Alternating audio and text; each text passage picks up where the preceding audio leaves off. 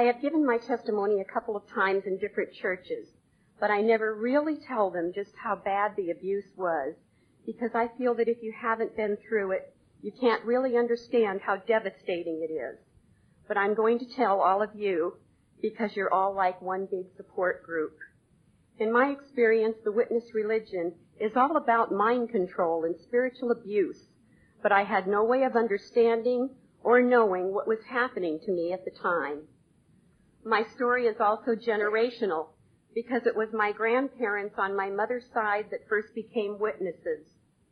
Admittedly, the Bible is vague about generational curses, but Scripture does suggest that family sins, or at least their consequences, are passed on for several generations. In the Ten Commandments, God declared, "You shall not bow down to other gods or worship them, for I, the Lord your God, am a jealous God, punishing the children for the sin of the fathers to the third and fourth generations." This has certainly been the case with my family. My grandparents emigrated from Sweden in the early 1900s, my grandfather coming over first to pave the way and get everything ready for my grandmother and the 4 children they already had. Finally, in 1912, he sent for her. It had been 3 years since they had seen each other. At least she had had a rest from childbearing, as she was to have a total of 11 children. She tried to book passage on the Titanic to be part of that historic maiden voyage, but it wasn't quite ready to sail. And so she came over on a ship called the Helig Olaf. It cost $16 per person to cross the Atlantic, and you had to bring your own food and cook it yourself down in steerage. I don't believe I'd be standing here today if she had been on the Titanic, because there were few lifeboats for the poor in steerage who were even blocked from visiting the upper decks. Upon her arrival, they settled in northeastern Montana and began to farm the land and continue raising their family. My mother was born in 1916 and grew up in the era of the Roaring Twenties and the Great Depression.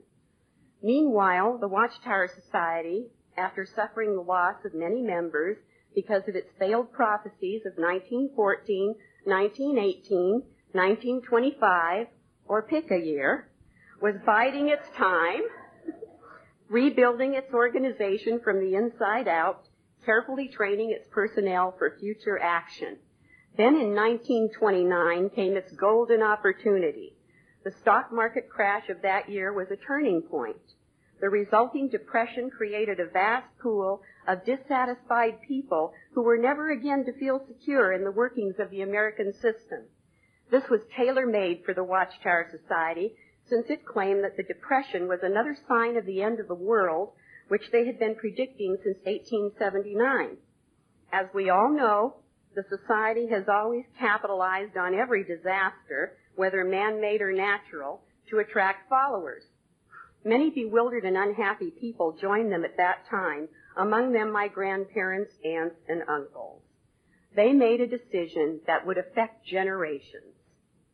They were all influenced, to a greater or lesser degree, by the Watchtower literature and the regular radio broadcasts of the Society's second president, J.F. Rutherford.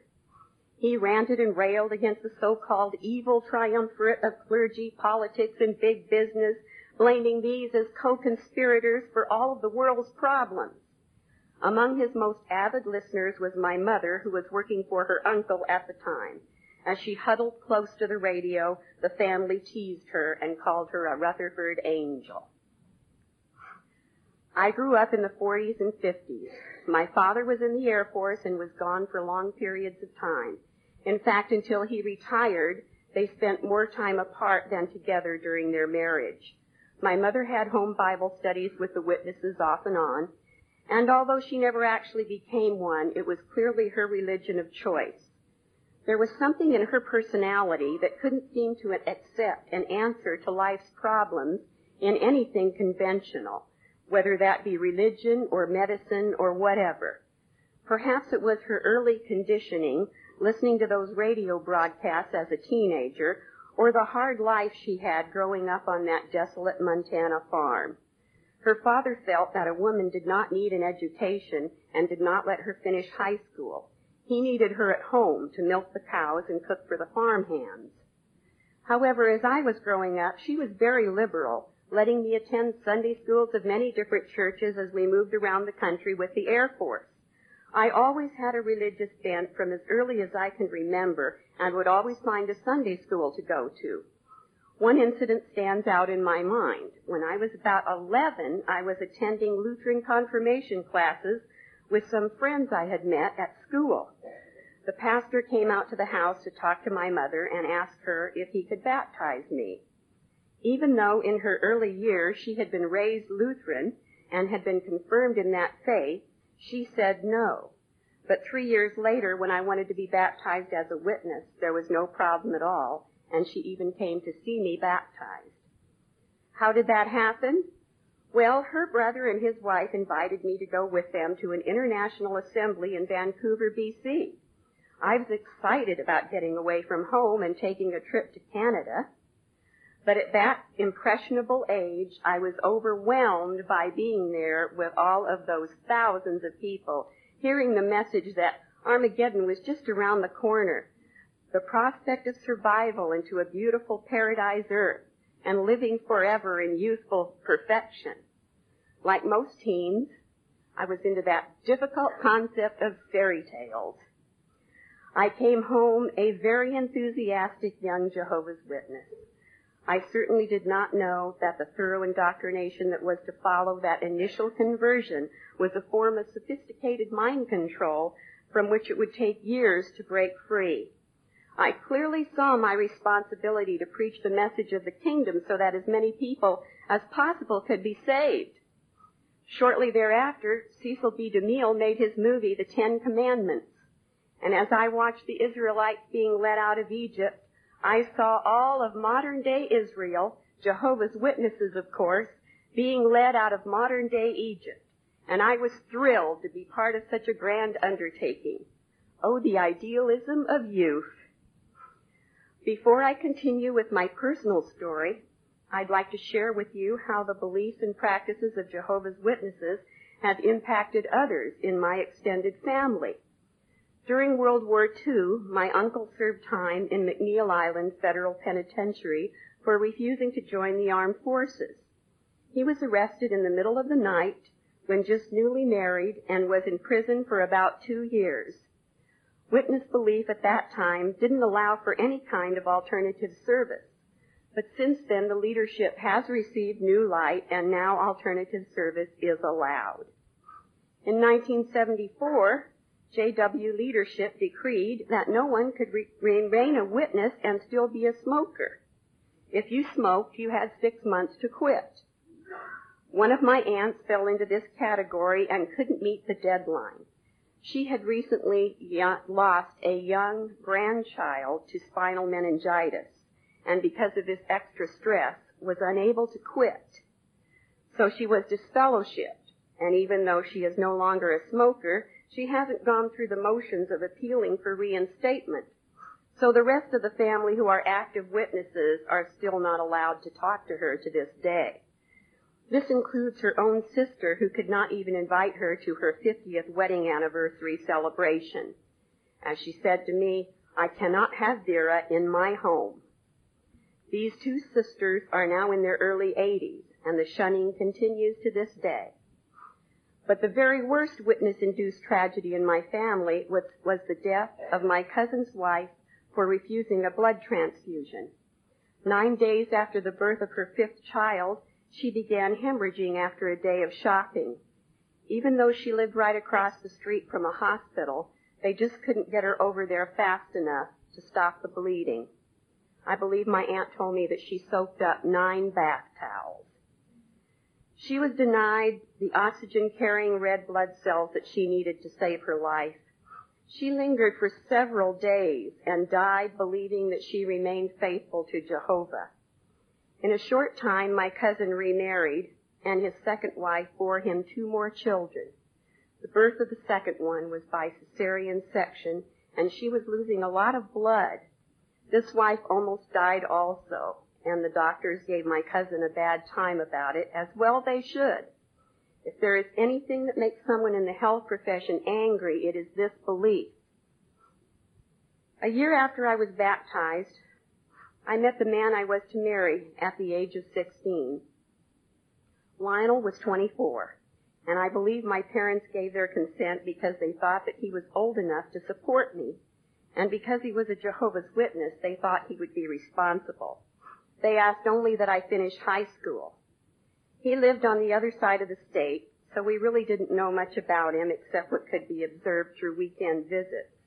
There were only 9 of these visits during the year previous to our marriage. During one of these, he informed me that he had been selected for the heavenly calling and was now of the remnant class. He had come to this conclusion after visiting his great aunt, who believed that she was of this class. This made me very upset, as I had the romantic notion of living forever in a paradise earth. Would I find another husband after he disappeared off the face of the earth? When he saw how upset I was, he changed his mind and said he might be of the earthly class after all.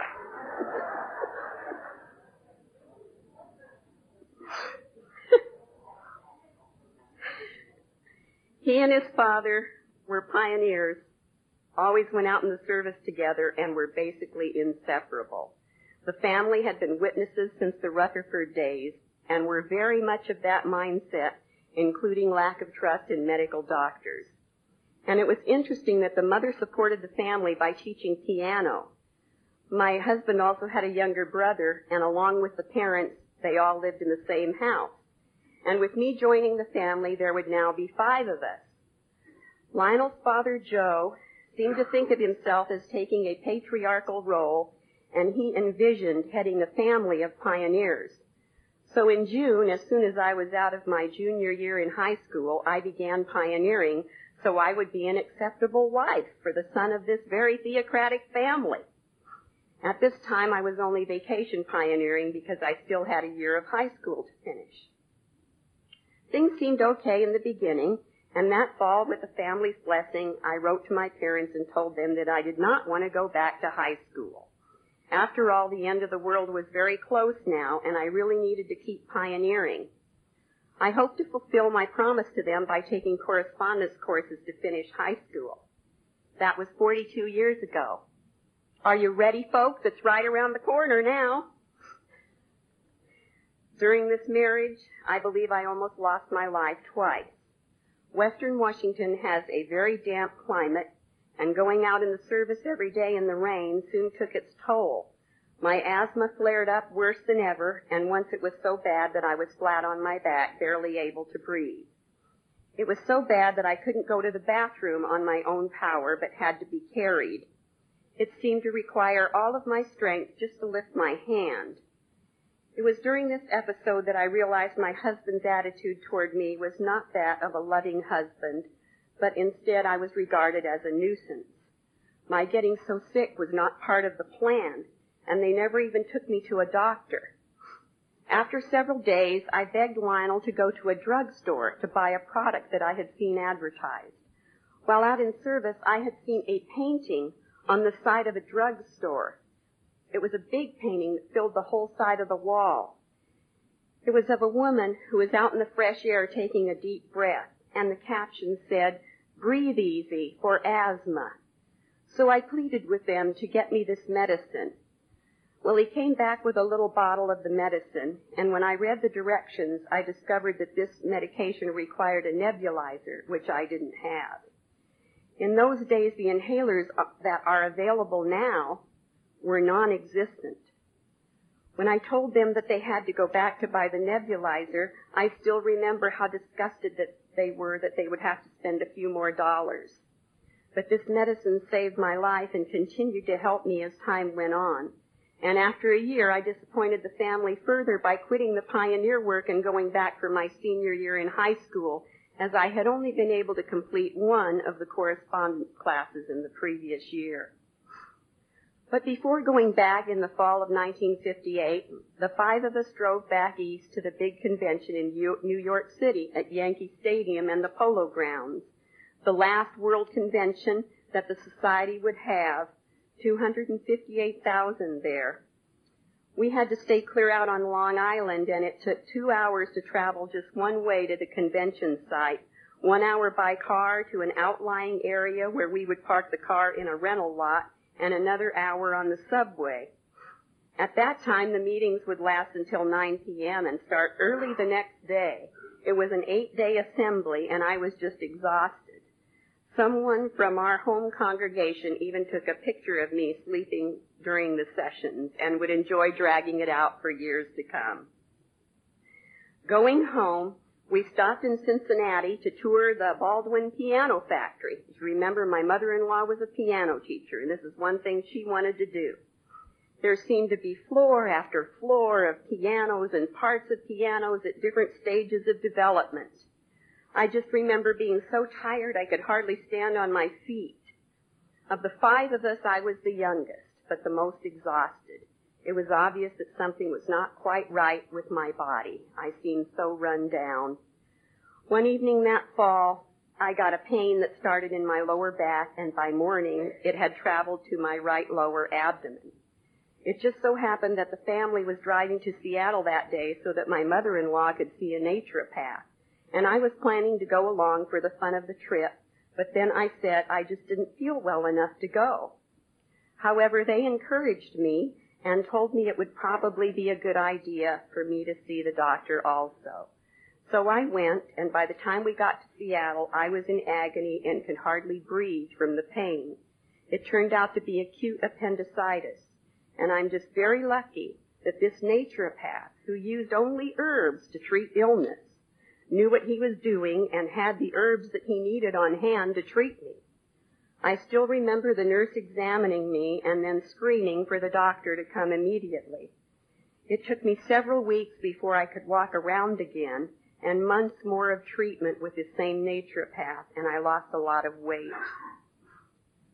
Some of you here might remember when John F. Kennedy was President of the United States, and that one evening his wife Jackie gave a tour of the White House on national TV. Well, a few days after that, I found an outline by the telephone that was obviously one of Joe's notes for giving a witness presentation by phone.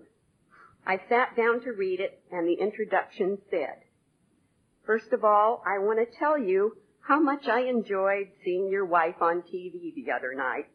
Her tour of the White House was most interesting." I was dumbstruck as I realized that Joe was trying to call the president himself to give him a witness. I mean, this is kooky even for Jehovah's Witnesses. When I mentioned this to Lionel, how insane I thought this was, he didn't see a thing wrong with it. To him, it was perfectly normal behavior. Both of them seemed to have such delusions of grandeur. Was I the one that was crazy? Or was I in the twilight zone? By the time I graduated from high school, I was 18 and becoming very unhappy with my living situation. I wanted a home of my own, and I wanted to get out of that house away from his parents. But the scripture about a man leaving his father and mother to cleave to his wife fell on deaf ears. It became more and more obvious that the real marriage was between him and his father. He even had to ask his father's permission to buy me a pair of shoes. To put it bluntly, I was there only so that he could have legal sex, and he was very cold emotionally. So we had a family meeting. I had found an apartment only 2 blocks away, rent-free, because the landlord had just purchased the property and needed someone in the building to prevent vandalism. It was a dump, but it was free. I was putting on the pressure with the help of the congregation servant whom I had called to appeal for help. Yes, they were called servants in those days, if you remember, but now they use the more correct term of overseer, as in slave overseer. The family was not happy about my calling him and spilling the beans about family problems. This shattered the theocratic image that the family wanted to maintain. They preferred to keep the status quo and remain in denial. My mother-in-law called me a traitor to the family. We all sat around the table, 4 against 1. At one point, my father-in-law, Joe, beat his fist on the table 3 times to punctuate this sentence. I know I'm right. I know I'm right. May Jehovah strike me dead if I'm wrong. Then Lionel turned to me and said, There, what do you think of that, Marlene? As though this authoritarian demonstration on the part of his father automatically signified truth and right. My mother-in-law gestured toward Joe and said to me, You're just sore because you can't run him. I just sat there incredulous. All of this because I wanted to move 2 blocks away. I remember thinking they were all crazy. And I actually kind of sort of sat there waiting for Jehovah to strike him dead.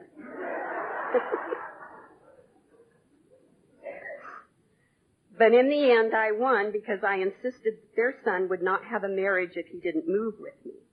Truth to tell, I wanted a divorce, but because I was so in love with Jehovah's Witnesses, I wanted to do the right thing.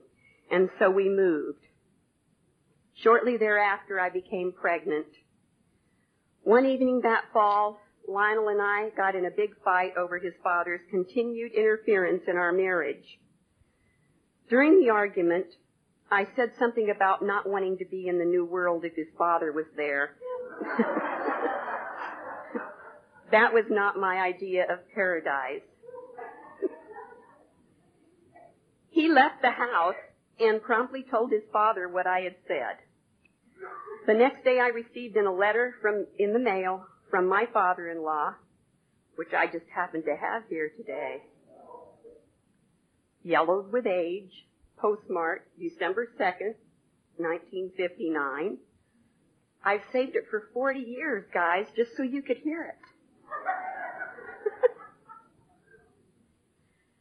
Dear Marlene, it has come to me that you have publicly said, in substance, you don't see how Jehovah could possibly be just in giving me life in the new world.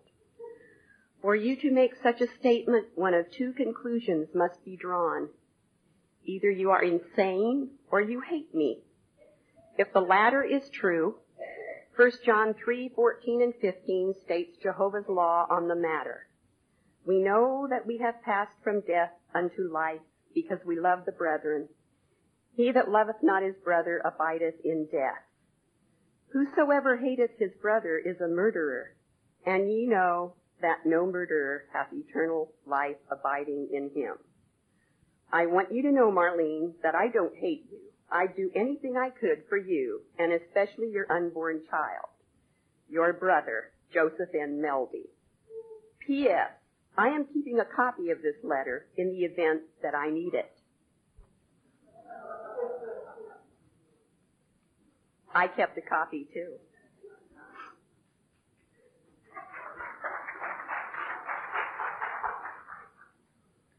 I was devastated that my husband had broken a marital confidence and packed a bag and went home to my parents. After a month, he came to try to get me back, promising that everything would be better and we would move to a better place, etc. It seemed that the only thing I could do under the circumstances. Shortly thereafter, the congregation servant arranged a meeting with the circuit servant, my father-in-law, husband, and me. During this meeting, my father-in-law produced his copy of the letter to me as proof of his genuine theocratic love for me. The circuit servant read the letter, shook his head, and commented, "No love there. No love at all." And that was Clarence Ulrich, if anybody has a memory. Remember. Soon a letter came from Brooklyn which informed my husband that he was being removed as a regular pioneer and admonishing him to take care of his responsibilities as a Christian husband. I felt so vindicated that the society had come through for me. I began to feel that there might be some hope for the marriage now that my husband was out from under the obligation to pioneer. It also got my father-in-law out of the marriage. I remained with Lionel through 10 years of marriage and 2 sons. During these years, I left him 4 different times, once even obtaining a legal separation. The congregation servant, who had been such a help to me went into the circuit work. That was Bill Baxter. And a new elder took over the position. I'll call him Brother Bob. He and the elders always prevailed upon me to return, using their tactics of intimidation and fear, telling me that I could never have everlasting life if I continued in this course, etc., etc. I fought back once with Watchtower doctrine, telling Brother Bob that I could get a divorce. I just couldn't remarry. He said that I had the wrong idea, that I was twisting things for my own benefit. A few days after I returned to my husband, here he comes out to the house to tell me that I had been right in my interpretation and sort of apologized for what he had said. But it was too late for me. Every time I was coerced back, I died a little more inside. I so resented being forced to stay in a living situation that I did not want. One of the worst ongoing problems in the marriage was that Lionel couldn't handle money. He went bankrupt every 7 years as soon as the law allowed. He thought nothing of borrowing money with no intent of paying it back. After all, Armageddon was just around the corner, so there was no need to plan on paying it back. But it was more than that. It was as if he and his father thought they were entitled to this money because the hand of God was upon them in their ministry. My father-in-law, who professed to be one of the remnant, was once disfellowshipped for practicing extortion because a worldly man pressed charges. We all know that when a matter becomes public knowledge and the society can't sweep it under the rug, they will disfellowship. Sometime after my divorce, they also disfellowshipped Lionel for writing bad checks and kept him out for 2 years. He never thought he should be disfellowshipped. He would appeal. But all the while I was married to him, they did nothing, even with all the evidence I showed them. There were plenty of tongue lashings, but that's as far as it went. He once wrote about $7,000 in bad checks in 1 week. He had a gardening business, and these were payroll checks to men who worked for him. These men cashed their checks at grocery stores. Well, he went around to each store promising to make good on the checks, and since each store didn't know about the others, no one pressed charges, and he got away with it. He sent me around when I was 8 months pregnant with our second child to pay $5 a week on these checks. Why did I cooperate with such a manipulative tactic? Because I so desperately wanted to make the best of a situation from which I could see no way out. I was raised to be financially responsible and felt humiliated, but there didn't seem to be anything I could do. He was able to declare the debts on these checks in his next bankruptcy. An attorney told me that this was actually grand larceny. Once when we were living right across the street from my in-laws, I went to that same attorney and started a divorce. Because of living in such close proximity, I took the kids and stayed with a friend until he was served with the papers and had a chance to get his things out of the house. Coming back home, I drove down the alley with the headlights off and then snuck into the house. I was afraid to even turn on a light. It was about 10 o'clock at night, but the elders were still waiting for me across the street. They knew I was there. They came over faster than you can say, "Elder, be nimble, elder, be quick." I was so terrified, I hid in a closet, just shaking with fear, while they pounded on the door for what seemed like an eternity. I never opened the door that night, but eventually they got to me, and I stopped the divorce once again. However, it was only a matter of time before I realized that if I didn't make the break and take a stand, my life would never change. I was 26 years old with 2 children. I had nothing but a few meager possessions, and it was obvious that I would never have anything. I just couldn't take it anymore. I filed for divorce, and I told the witness elders to stay away from me, that nothing would deter me this time. My frame of mind was such that I no longer felt that everlasting life was worth what I was going through, and I would simply make the best of the rest of my life. I quit going to meetings, I got a job washing dishes in a nursing home, and I made some new friends. A couple of months later, I met Reuben. my husband now, who was at that time in the Navy. When the elders found out that I was seeing someone, they had a meeting with me to find out what my intentions were. I told them I wanted a normal life and I planned to marry again. And of course they responded with the same old party line. To marry again would be the same as persisting in a course of adultery, and they would have no choice but to disfellowship me. One of the elders, who seemed more concerned about my future well-being than Brother Bob, turned to him and said, "What she needs is a spiritual man." As though I wasn't even there, Bob responded, "No spiritual man would have her." This hurt me deeply, and my self-esteem continued to be defined by that remark for the next 27 years. Not only that, but he made other remarks such as, "How could you do this? Have you no appreciation for Jehovah and his organization, that you would leave the truth for this, a mere fleshly relationship?" He also said that if I were to marry a man of the world, my children's everlasting life would be at stake, and it would be in their best interest to leave them with their father, where they could continue being raised in the mental regulating of Jehovah. By the time he was done with me, I felt totally worthless. And in retrospect, leaving my children with my husband and his family did them a great injustice. Now I'm going to tell you what happened to Brother Bob. About 8 to 10 years later, his wife was dying of cancer. She had a Bible study with a married lady whose family had rented the house behind the Kingdom Hall. While his wife was in the hospital, Bob, still a congregation servant, took over the study. He also began an affair with a lady while his wife was suffering her last days. He broke up the marriage and married the woman after his wife died. He was disfellowshipped, but only kept out of the organization for 6 months. So much for loyalty to God's organization. I wonder, was he a spiritual man? When I related this story to my father, he asked me, "How could you go back to that religion when those who sat in judgment of you turned out to have such feet of clay themselves?"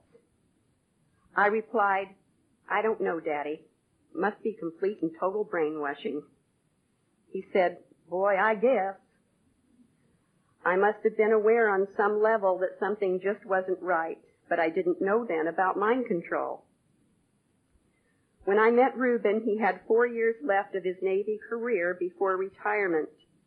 Early on, he had come to my house and he saw all of my Watchtower books and he said, "Those books you have, they are really good." My antenna went up. How about that? I was very encouraged that he was a potential convert. I didn't find out until later that his first wife had been a Jehovah's Witness and he had even attended some meetings. But being in the Navy, he had realized the conflict there and stopped going. You know, I've often thought out of all the people that I could have met when I went out that night, I met and was attracted to somebody with a Jehovah's Witness history. During those 4 years, I followed Reuben to California and then Puerto Rico. Always in the back of my mind, I knew I had to get back in the organization. So as soon as Reuben retired and we moved back to Spokane where my parents lived, I applied for reinstatement. Of course, since it was the Bremerton congregation that disfellowshipped me, they were also the ones that would make the decision to reinstate. Brother Bob said it would be necessary for me to attend the meetings for a year to show that I was really repentant. I had no other choice but to comply. There was no other way of salvation. Still, there was something about this whole arrangement that bothered me. In my heart, I knew that I was just going through a formality. I knew I was not sorry for getting a divorce and marrying someone else. It was a phony repentance. So how could God really forgive me for not being able to pass the test that was set before me? But at least I would get my friends back, and I would be able to associate again with my mother's side of the family, which had been my favorite. When my ex-husband remarried, it was to a widow of Japanese descent who had become a Jehovah's Witness a few years earlier after her husband died in an accident. She had 6 children and owned a house left to her by her husband. But she made a mistake and sold that house to buy another after marrying my ex. Washington is a community property state, and by doing that, the new house then became community property. When she decided to divorce Lionel after 7 years of marriage, he went down to the IRS and told them to put a lien on the house to satisfy his tax debts. So she and her children ended up on the street with nothing. Of course, he again tried to get the Jehovah's Witness elders to force her to stay with him. And that's when she began calling me to compare notes. She had no idea that he had gone bankrupt 3 times before they were married. She was very upset at his dishonesty and the fact that no one told her about him before they were married. She told me that the elders said to her, "If you leave him, he might be tempted to commit adultery, and then whose fault would that be?" She replied to them, "And if I stay with him, I'm going to commit suicide, and whose fault would that be?"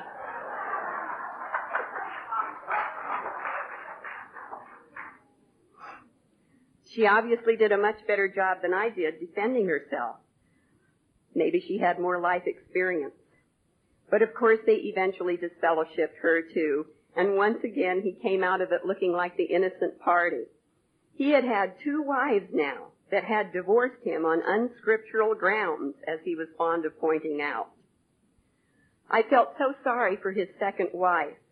For me, it was like reliving everything that I had been through. I went to an elder and asked why they would put the burden of Lionel's potential adultery on her. I asked, why is it always the woman's fault? Aren't men ever held accountable for their own mistakes? The elder told me, "Oh, well, they will just say that in hopes of keeping the marriage together." I found this reply very disturbing, and for the first time I had doubts about the Watchtower Society. His second wife went to work selling Mary Kay cosmetics on the party plan. She must have been doing quite well because soon she had $1,500 saved. But one day she discovered that her bank account had been zapped by the IRS to satisfy a tax debt for an income tax return that she had signed while still married to Lionel. She went to court and won a judgment against him for the money, but never got it. Because I had children by him, I had the first claim to any money he might have. Child support comes first in the eyes of the law, and like taxes, cannot be declared in bankruptcy. Yes, by then I had my children back. During Lionel's second marriage, my children were extremely unhappy. It was my former father-in-law, of all people, that made a trip to Spokane and asked if we would take the children. And so began a new era in our lives. Every Saturday morning, Lionel would call to find out if we were going in the service or not. He was trying to control how we conducted our lives from 300 miles away. The more he called, the less we went out in service. We just totally resented his interference. And then he started to call the elders in our congregation, always inferring that we were less theocratic than he was, feigning concern for his children. Once he and his father traveled across the state, and they showed up at the Kingdom Hall unexpectedly. When I saw them there, we all walked out of the meeting and went to another Kingdom Hall. My dream of having a family of happy Jehovah's Witnesses was deteriorating rapidly. All the old resentments came rushing back. It seemed that I would never be free of Lionel's oppression. I had also made another big mistake. When the children were returned to me, I never did go to court to get the custody agreement changed. When my former mother-in-law died, Joe found himself living alone and decided that he would like the kids to live with him. At the end of a summer vacation, my oldest son came back home by himself. The younger son had been persuaded to stay with his grandfather. I was furious at this betrayal and went to an attorney immediately. He told me that if I would have had the custody agreement modified, there would have been no problem. The sheriff simply would have gone to the house to fetch my son, but now I was going to have to file for custody. It took months to get my son back through all kinds of legal wrangling. The irony was, I had to sue Lionel for custody, but he didn't even want my son. His father did. And they even lived in different towns. At one point, Lionel filed for a change of venue, hoping to get the matter heard on his side of the state. He sent an elder over from Tacoma to monitor the proceedings. After a female judge ruled that the case would be heard in Spokane, this elder told me that he was under the impression from Lionel that Jehovah's organization was going to be maligned somehow. I have to say that when he first informed me who he was, I felt that Lionel had sent a spy for the other side. I had been receiving hate mail from his father and brother accusing me of going to court against a brother, how unloving and untheocratic I was for pursuing this course, quoting scripture after scripture to make their point. They had even appealed to a circuit overseer to step in and do something about me. But eventually, Judge William Williams, who now sits on the Washington State Supreme Court, had a private talk with my son in chambers and then ruled that my son be returned to me. After this experience, Reuben and I never felt the same about the Watchtower Society. Lionel continued to harass us until he was finally disfellowshipped, and then we had 2 years of peace. But neither one of us could muster any enthusiasm for going in the service. My feeling was that this organization had caused me so much hurt and pain. How could I ever convince anyone else that they were the right religion? I began to concentrate on more secular pursuits. While continuing to attend meetings sporadically to keep my foot in the door, my heart just wasn't in it. But I still believed they were the only right religion. I had no idea how much information was out there to expose them. If only I'd known, it would have saved me years of pain. But then as witnesses, I think we all lived in a cocoon. In 1988, I tried out for the game show Wheel of Fortune and won $20,000.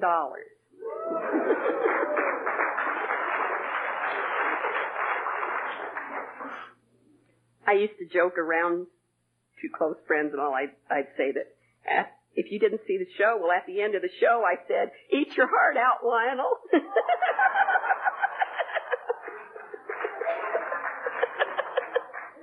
Because I knew he was watching, but of course I didn't say that.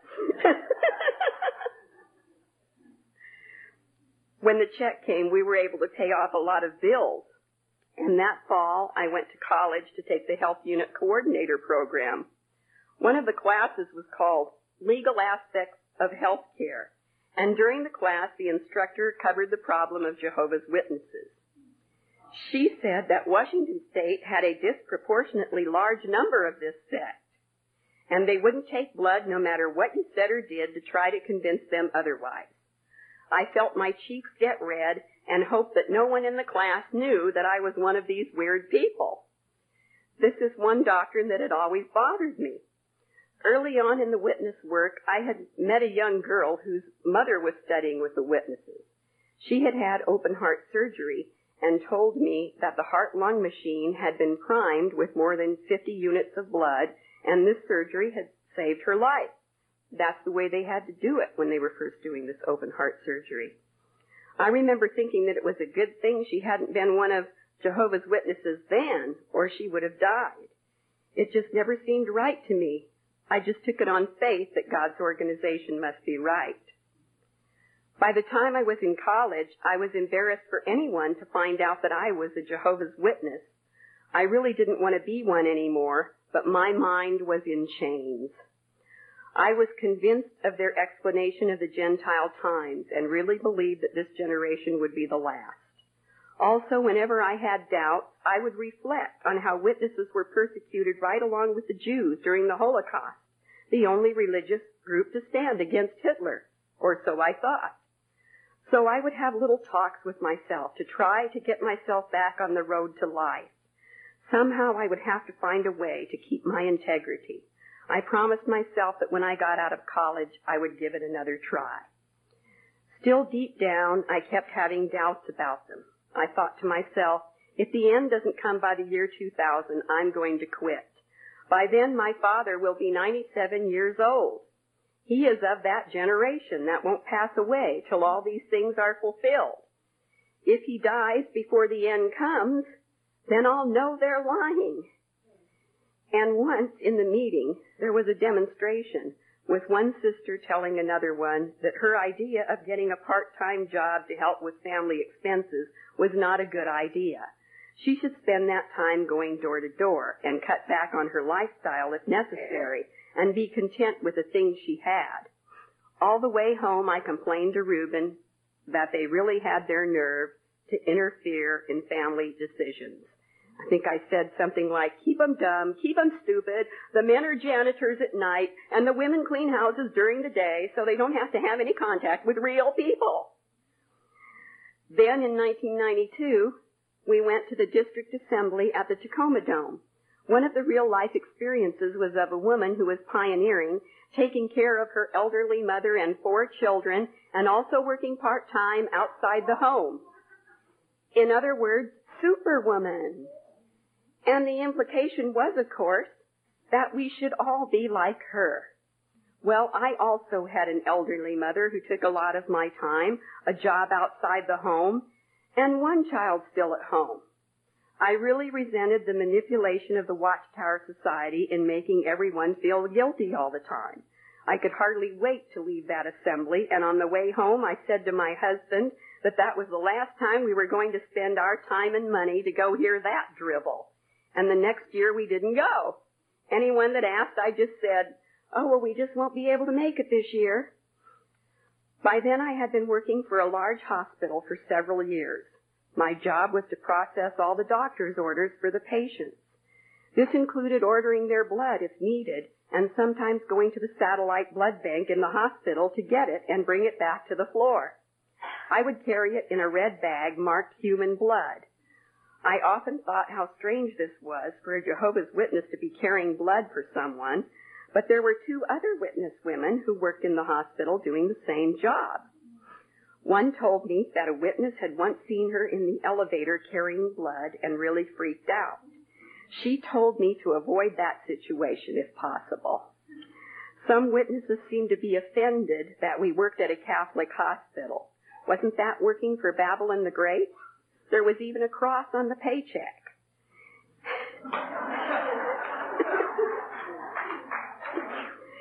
An elder asked me how I could work there in good conscience. I replied that it was a non-profit corporation, one of the biggest employers in the city, and mentioned the names of other witnesses who worked there. The elder replied, yes, but they work in the kitchen and you work for nursing service. Now, I'm still trying to figure out the logic of that remark. What does that have to do with the price of rice in China? They worked in the kitchen, and same entity, same. There was a cross on their paycheck, too. About this time, I heard the news that Lionel had married a 3rd wife, and that both were of the remnant. And apparently recognized as such by the congregation. In other words, he could pray before the emblems were passed around. This just sickened me. I saw it as gross hypocrisy that someone who was $6,000 behind in child support and had such a history of dishonesty in business dealings could rule with Christ in heaven. I knew he was mentally unbalanced, but what so amazed me is that a whole congregation could buy into that. When I called an elder and asked him about it, he said, well, you know, they do have fruitage in their ministry. Again, I thought I must be in the twilight zone. One weekend in May of 1994, I had some extra time on my hands at work and took the opportunity to read the chart of a patient that interested me. This patient had had a severe reaction to a transfusion of red blood cells that somehow went wrong and had stopped his clotting ability. They had used up all the human factor VIII available in the area to try to clot his blood. Nothing worked. According to the chart, he had some antibody in his blood that perceived the factor VIII to be a foreign substance, and this antibody would immediately destroy it. So he continued to bleed, and the doctors decided to try factor VIII from pork. This component of pig blood actually saved his life. I remember thinking that if this happened to me, I'd be dead. Witnesses weren't allowed to take factor VIII, which is the blood fraction that hemophiliacs need so that their blood will clot properly. How many times had I read in the Society's literature about hemophiliacs getting AIDS from tainted blood? They were the Society's favorite example of the consequences of receiving someone else's blood into your body. Factor VIII must be made from large pools of donor blood, from 2,000 to 5,000 individual donations. This is why there was such a risk for AIDS during the early 80s. Just before that weekend, a longtime friend in the organization who knew about my disillusionment with the Watchtower Society decided to take a chance and told me about a book she read called Crisis of Conscience, written by a former governing body member. I could hardly wait to read it, and on Monday I found it in a library near my home. And just that weekend I had been looking over this patient's chart. Standing there in the aisle of the library, I found the book, and it fell open to pages 106 and 107, where I found out that not only was factor VIII now acceptable for Jehovah's Witnesses to take, but that it also took several years for the Society to publish this change of policy, which could have resulted in the death of many hemophiliac brothers. I was stunned. The chains around my brain almost audibly fell to the floor of the library. I knew I would never again attend a meeting of Jehovah's Witnesses. On the shelf next to that book was another called Witnesses of Jehovah. By the time I read these books, I was completely deprogrammed and I was free. Still, I searched for more and found many of David Reed's books in the Christian bookstore. What I couldn't find, I ordered from him. I think I've read everything he's ever written. My favorite is Behind the Watchtower Curtain. He wrote a lovely tribute to his wife on the opening page. I also found out about Randy Waters and his Free Minds Journal. I ordered 3 back issues that looked especially interesting to me. They were Jehovah's Witness Elders, Dark Lords of the Watchtower's Inquisition.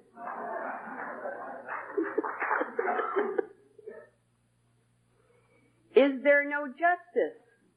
Women Who Must Recover Years Lost in the Watchtower. The last one was called The Women Who Are Leaving Jehovah's Witnesses. I was astounded that someone could put into words what I had suffered for years. In this issue, there's a picture of a woman holding a pitchfork, sort of with devil eyes. Under the picture it says, women are sometimes viewed as dangerous to one's spirituality in the Watchtower. And in the main article it says, nothing can divide a family quicker than believing your wife is being used by the devil to destroy your spirituality. I thought, that's it. Finally someone understood. I have really appreciated Randy's articles on the psychology of the Watchtower and cults in general. I recommend these 3 issues to any woman who has suffered spiritual abuse in the Watchtower. They are worth hundreds of dollars of therapy. Eventually I was ready to seek out a church. I really missed Bible study in association with others. I found a Bible church to attend, and the message of grace was so different from what I had heard all those years that I could hardly get through a service without crying. And the music was wonderful. I realized that I had been starved for worship. It took a while for me to get Reuben into the church, but once I did, he came along just fine, and now he even sings in choir. Last year, Lionel died of congestive heart failure at the age of 65. At his deathbed was my oldest son, Daniel. His aunt turned to him and reminded him that time was short. He had better come back to the organization. He replied, I don't believe the way my father believed. I believe the way my mother believes. That year he was accepted into an apprenticeship program in the Navy Yard as an electrician, so now works for the federal government. It is the only decent job he's ever had, and he now knows he has a future. He goes to a Baptist church and plays on their softball team. My second son, Andre, is also out of the Watchtower. It was the film Witnesses of Jehovah that did it for him. After seeing the film one weekend at my house, he went back and told his father not to talk to him any more about it, that the Jehovah's Witnesses were a cult. Lionel called to ask me what had happened while they were in Spokane, that somehow they had gotten hold of some material that said the Witnesses were a cult. When he realized that it was me, he hung up on me, and I never heard from him again. Before he died, he knew that neither of his children would ever be Jehovah's Witnesses. Reuben and I also have a son, Matthew, who is now 18. But for the first 13 years of his life, I was indoctrinating him as a witness. It was very hard on him to be so different from his classmates. He was teased a great deal because most of the time he was the only witness kid in the school. He would cope by dreaming of their destruction at Armageddon and his survival. He would get the last laugh. He would say that around the house, I'll get the last laugh. It was worrisome. It ended up with his developing a very angry, antisocial personality that has taken years of therapy to undo. He still does not relate well to his peers, but a lot of progress has been made. The church gave him the job of running the slide projector for the music, and he did this for more than 2 years. It seemed to really help with his self-esteem. He says he has accepted Jesus as his Savior. The last 5 years have been the happiest of my life. I'm so grateful to the Lord for rescuing me from the Watchtower. I prayed that he might use me somehow to help others and to expose the Watchtower. I called Randy Waters one day and expressed my appreciation for the articles he had written. We talked about the blood issue, and he suggested that I write something about my observations in the hospital. This resulted in my article, Jehovah's Witnesses and the RH Factor, being published in his journal. I had to call Nabby Labs to ask permission to use their newspaper ad in my article because it proved that the RH Factor came from donated blood. Permission was granted, and Randy sent the lab director several copies of my article, which she then sent to Nabby Labs all over the country. A couple of years later, I came home from church one day to find a message on my answering machine from Halifax, Nova Scotia. It was from the editor of the Canadian Journal of Cardiac Perfusion. He wanted to publish my article in his journal. This journal has a circulation all over Canada, the northeastern United States, and parts of Europe. I feel blessed to have had a part in exposing Watchtower hypocrisy to the medical profession. The Watchtower Society is in denial about their use of blood. They also deny that they are false prophets. In fact, the whole religion seems to be about denial. They deny the foundational doctrines of Christianity, such as the Trinity, the deity of Christ, the personality and deity of the Holy Spirit, the bodily resurrection of Christ, and much more. They specialize in pretense and disguise. It is Satan who is the master of disguise and the father of lies. It is only logical to conclude, then, that the more you live a lie, the more Satan's power will grip your soul. In Ephesians chapter 6, we are told we must put on the full armor of God so that we can take our stand against the devil's schemes. The first of these is the belt of truth. The belt of truth in this context is not the truth of doctrine or creed. That comes later when Paul tells us to take up the sword of the Spirit, which is the Word of God. The belt of truth, on the other hand, refers to what's going on in your private life. The Expositor's Greek Testament defines the belt of truth as, quote, the personal grace of candor, sincerity, truthfulness, the mind that will practice no deceits and attempt no disguises, unquote. Evil by its very nature requires a disguise in order to be accepted. 12-step programs have uncovered the crippling power of self-deceit. They call it denial. Mental health has been described as the ongoing process of dedication to reality at all costs. Satan is utterly dedicated to opposing that process. We have to recognize then that our spiritual adversary specializes in lies, and we need to put on the belt of truth as if our life depended on it. A spiritual decision made now can affect generations. Indeed, everything we do matters for all eternity. Thank you.